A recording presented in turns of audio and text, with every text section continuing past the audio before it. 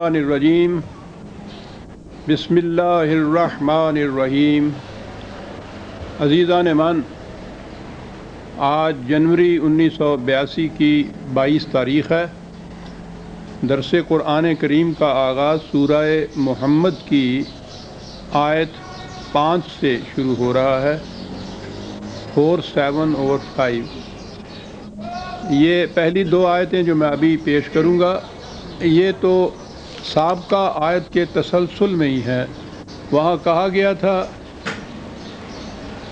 کہ جو لوگ یہ فی سبیل اللہ کا ایک لفظ آتا ہے قرآن کریم میں، اللہ کے راستے میں اس کا ترجمہ کیا جاتا ہے، تو اس سے تو بات سمجھ نہیں آتی۔ اللہ کے راستے میں وہ سمجھیے یہ کہ جو مقاصد خدا نے تجویز کیے ہیں ان کو حاصل کرنے کے لیے، تو بات صاف ہو جاتی ہے۔ پھر وہ انگریزی میں کاز جس کو کہتے ہیں نا، ان دی کاز آف اللہ، وہ ایک بڑا جامع لفظ ہے۔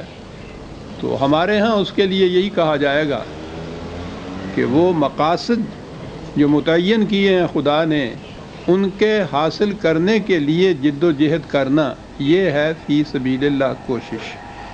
تو جو لوگ اس باب میں کہتے ہیں جد و جہد کرتے ہیں اور وہ انتہا تک پہنچ جاتی ہے بات کہ جان تک دے دیتے ہیں، تو یہ لوگ وہ ہیں کہ جن کے اعمال رائے گاہ نہیں جاتے، یعنی ان کو خدا رہنمائی کر دیتا ہے اس منزل کی طرف جو کاروان انسانیت کے لیے متعین کی گئی ہے۔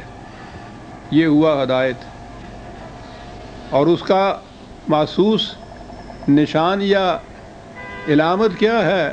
یصلح بالہم، ان کی حالت سنور جاتی ہے۔ بڑی جامع چیز ہے۔ تو اس سے یہ نظر آ سکتا ہے کہ ہماری جد و جہد اس مقصد کے حصول کے لیے ہے یا نہیں جو خدا نے متعین کیا۔ ہم اس راستے پہ چل رہے ہیں یا نہیں جو اس منزل کی طرف ہمیں لے جائے گا جو خدا نے متعین کی۔ ہماری حالت سنوری ہوئی ہے یا نہیں۔ اور یہ تو ایسی چیز ہے کہ جسے ہر وقت دیکھا جا سکتا ہے کہ ہماری حالت کس قسم کی ہے۔ اگر ہم جو دو مسلمان آج کل ملتے ہیں تو ہمیشہ مرثیہ پڑھتے ہیں، وہ روتے ہی روتے ہیں، ساری دنیا کا مسلمان رو رہا ہے، تو یہ یصلح بالہم کی تو یہ کیفیت ہے نہیں نا۔ اور اس کے بعد وَيُدْخِلُهُمُ الْجَنَّةَ عَرَّفَهَا لَهُمْ، وہ جنت میں انہیں داخل کرے گا۔ یہ ایک چیز ہے عَرَّفَهَا لَهُمْ، جس کا تعارف ان سے کرا دیا گیا ہے، اس کی پہچان کرا دی گئی ہے۔ جیسا میں نے عرض کیا ہے کہ قرآن کریم اخروی زندگی کی جنت اور جہنم تو برمحل ہے، برحق ہے، اس پر ہمارا ایمان ہے، لیکن وہ جنت اور جہنم کو اسی دنیا سے شروع کر دیتا ہے۔ وہ معاشرہ جو اس کے قوانین کے مطابق یہاں متشکل ہوتا ہے، کار فرما ہوتا ہے، اس کی یہاں کی زندگی وہ اس جنت کا ایک عکس ہوتی ہے جس کا اخروی جنت میں ذکر کیا گیا ہے۔ اور جو اس کے خلاف جاتے ہیں وہ ایک جہنم کی زندگی بسر کرتے ہیں، جیسا کہ صورت ببیں حالم مپوس، ہماری حالت تو موجود ہے، مستقل ایک جہنم کی زندگی ہے۔ تو یہ جو عرفہا ہے، اخروی جنت کے متعلق قرآن نے کہا ہے کہ اسے ہم صرف مثالوں کے ذریعے سے سمجھا رہے ہیں، کیونکہ اصل حقیقت جو ہے اس جنت کی یا اخروی زندگی کی، انسان کے شعور کی موجودہ سطح پر وہ سمجھی جا سکتی نہیں ہے۔ اس لیے اسے تو مثالوں کے ذریعے ہی واضح کیا جا سکتا ہے۔ تو قرآن نے خود کہا ہے کہ ہم نے جو جنت کے متعلق ذکر کیا ہے اس قرآن میں، وہ مثالوں کے ذریعے سے سمجھایا گیا ہے، لیکن یہاں کی زندگی جو ہے جنت اور جہنم کی، اسے تو ہم اپنی آنکھوں سے دیکھ سکتے ہیں۔ اس کا تعارف بھی قرآن کریم نے کرایا ہے۔ مومن کی زندگی اسلامی نظام کے ماتحت جو نتائج مرتب ہوتے ہیں وہ محسوس شکل میں ہیں، ان کے لیے مثالوں کے ذریعے سمجھانے کی ضرورت نہیں ہے۔ وہ تو اس زندگی میں عملاً محسوس مرئی طور پر ہمارے سامنے آتے ہیں، اس لیے اس کا تعارف کرایا گیا ہے۔ جنت عرفہا لہم، یعنی یہ نہیں کہ تم اپنے ذہن میں جس طرح کی ایک جنت جو ہے اس کا نقشہ قائم کر لو اور سمجھ لو کہ ہم جنت میں بیٹھے ہیں۔ یہ فریب نفس نہیں ہے، یہ ایک حقیقت ہے جس کا بیان ہو رہا ہے، تاکہ کوئی اپنے آپ کو مغالطے میں نہ رکھے کہ زندگی ہماری واقعی جنت کی زندگی ہے۔ عرفہا، اس کی پہچان کرا دی گئی ہے اس زندگی کی۔ بڑی عجیب چیز ہے یہ۔ اس کے بعد ایک آیت آتی ہے، جو احباب کوئی نوٹس لیا کرتے ہیں وہ ان سے میں عرض کروں گا کہ یہ بہت اہم موضوع آ رہا ہے ہمارے سامنے، وہ آیتوں کو ہی نوٹ نہ کریں بلکہ یہ جو پوائنٹس ہیں، نقاط ہیں اس کے اندر انہیں بھی نوٹ کر لیں۔ جیسا کہ میں کہا کرتا ہوں، ہم اس طرح سے آگے بڑھ رہے ہیں کہ معلوم نہیں کہ اس کے بعد پھر باری آئے گی یا نہیں ان صورتوں کی، ان آیات کی۔ اس لیے جو چیز بھی ایک دفعہ آ جائے سامنے اسے مغتنمات میں سے سمجھیے اور کہیں اس کو نوٹ کر لیجئے، یہ کام آئیں گی چیزیں آپ کے بعد۔ بڑی اہم چیزیں ہیں اگلی آیت میں جو آئی ہیں ہمارے۔ اگر دو لفظوں میں پوچھا جائے کہ قرآن کریم کی تعلیم کا مقصد کیا ہے، پوچھا ہو گیا۔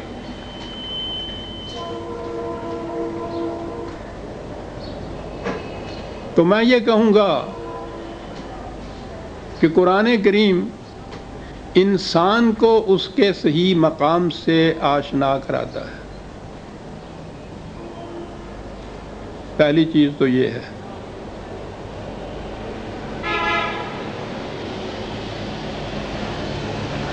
دوسری چیز یہ ہے، آپ کو یاد ہوگا اس سے پہلے بھی میں نے یہ عرض کیا تھا کہ وہ ایک مغرب کا فلاسفر ہے، غالباً لاک ہے، کیونکہ اس کا وہ ایگزیکٹ اس کے ہاں کی جو چیز ہے وہ میرے ذہن میں نہیں ہے۔ اس نے کہا یہ ہے کہ اگر آپ مجھے یہ بتا دیں کہ فلاں قوم نے اپنے لیے خدا کس قسم کا تجویز کیا تھا تو میں اس قوم کے تمام حالات، معاشرتی، معاشی، اقتصادی، ذہنی، نفسیاتی، میں سب کچھ بتا دوں گا آپ کو۔ یہ یوں ہی ہمارے ہاں تو ان چیزوں کی اہمیت ہی کچھ نہیں، ہمیں پتہ ہی نہیں ہے کہ خدا پر ایمان کے کیا معنی ہیں، خدا کا تصور کیا دیتا ہے۔ وہ لوگ جانتے ہیں اس چیز کو کہ خدا کے تصور سے اس قوم کے پورے قوائف و حالات اور نفسیات اور ذہنیت کا علم ہو جاتا ہے۔ تو دوسری چیز جو قرآن نے کہی ہے وہ خدا کا تصور دیا ہے، اور یہ دونوں چیزیں وہ ہیں جنہیں میں مناظرے کی حیثیت سے نہیں، کبھی تو مناظرانہ حیثیت سے کہا کرتا تھا، اور آج علی وجہ البصیرت میں یہ عرض کروں گا۔ میں نے دنیا کے باقی مذاہب کا بھی مطالعہ کیا ہوا ہے، اچھی طرح سے مطالعہ کیا ہوا ہے۔ یہ دونوں چیزیں جتنی یہ قرآن نے جو مقصد بتایا ہے، انسان کو اس کے مقام سے آشنا کرانا اور خدا کا تصور دینا، جو کچھ اس نے کہا ہے اس کے معاملے میں دنیا کے کسی مذہب میں یہ چیز نہیں ہے۔ منفرد ہے اس کی یہ تعلیم قرآن کی، اور یہ جو بے مثل و بے مثال کہتا ہے اپنے آپ کو، وہ یہی مقامات ہیں جہاں دوسری جگہ اس کی مثال ہی نہیں ملتی۔ تو میں نے عرض کیا تھا نا کہ بڑی اہمیت اسے حاصل ہے، نوٹ کر لیجئے گا۔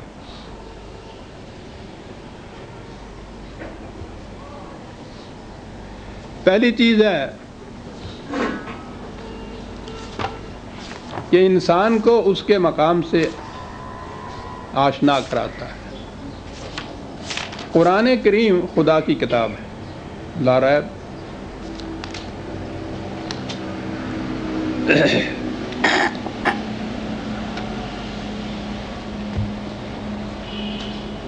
لیکن اس کتاب میں ذکر کس کا ہے، بیان کس کا ہے،